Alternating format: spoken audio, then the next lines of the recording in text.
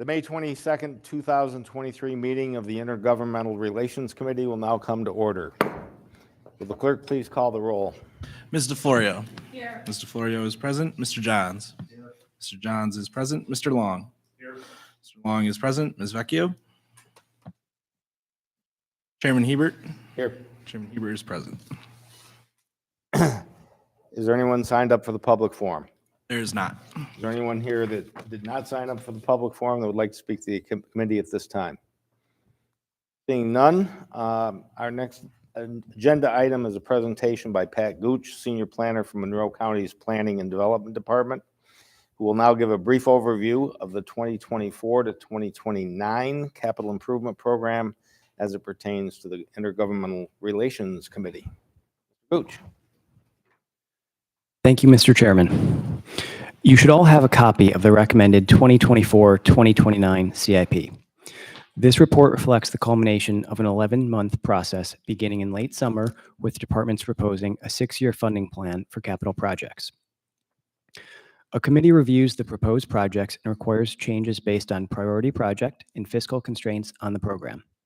After review by the county executive, the CIP is submitted to the county planning board. The planning board reviews the CIP, holds a public hearing, and sets priorities for the capital budget year, which is the first year of the CIP, or in this case, 2024. The planning board returns the draft CIP to the county executive, who then submits the recommended CIP to your honorable body.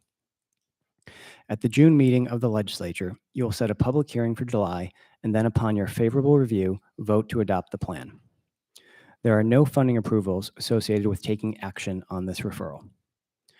There is one section of the proposed CIP pertinent to this committee: information services.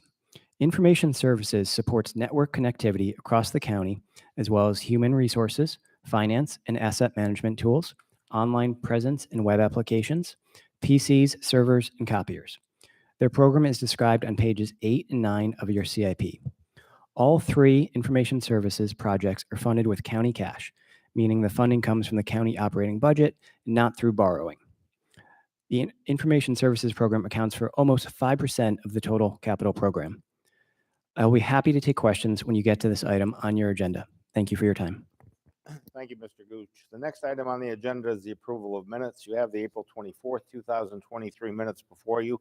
They will stand approved unless the clerk is notified of any changes by the end of the day.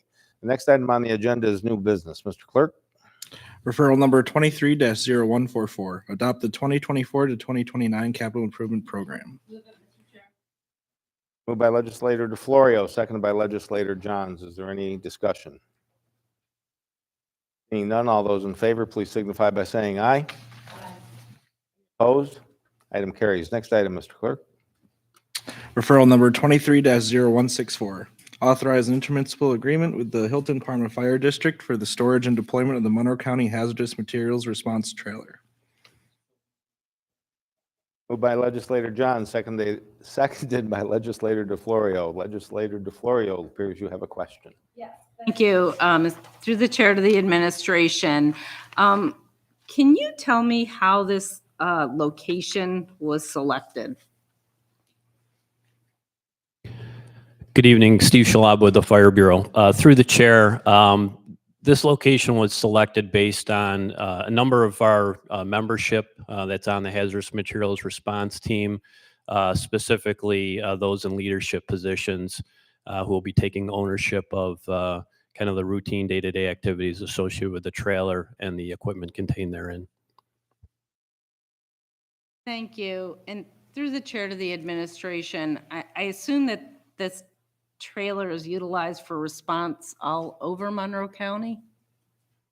Through the chair, that is correct. It contains some of our more bulkier equipment and some specialty items. So while not on every response, there could be a response or an incident in the community where we would need to bring those resources to bear, and the Hilton Parma Fire District is prepared to do so. Thank you. Through the chair to the administration, is there any concern about the distance? Parma's at a pretty far end of the county. So in terms of response time to, say, an issue over in Pittsford or Perrington or Honeyway? Yeah, through the chair, that's a fair question. I would say that typically, with respect to hazardous materials responses and our efforts to mitigate a problem within the community, it's a much more thoughtful and measured response compared to, say, our traditional fire service responses to a structure fire that are more, I'll call it aggressive or offensive in nature. We take a more defensive approach in many cases to these types of incidents. And so we're comfortable with the amount of time that would be required to bring those resources to bear. There's nothing in those trailers that would necessarily be needed on a very urgent basis, but more, I'll call them resource multipliers. They're additional equipment that would supplement our initial response actions. Thank you. And through the chair, can you tell me what regulatory body, I guess, oversees the safety protocols surrounding the facility itself or the trailer itself? Through the chair, hazardous materials responses in general are covered under OSHA 1910-120. That's kind of the Bible that we operate out of. So I would say primarily that would be the guidance that I would reference relative to our response and our general response framework. Thank you. I yield. Any other discussion? Long. Chair of the administration, I have a question about the trailer. Is it you're talking about a storage unit or a vehicle on wheels that you hook up to and drive someplace? Yeah, through the chair, it's approximately like a 20-foot trailer that we would utilize a tow vehicle to transport to the scene of an incident. All set, Mr. Long? Any other discussion? Seeing none, all those in favor, please signify by saying aye. Any opposed? Item carries. Are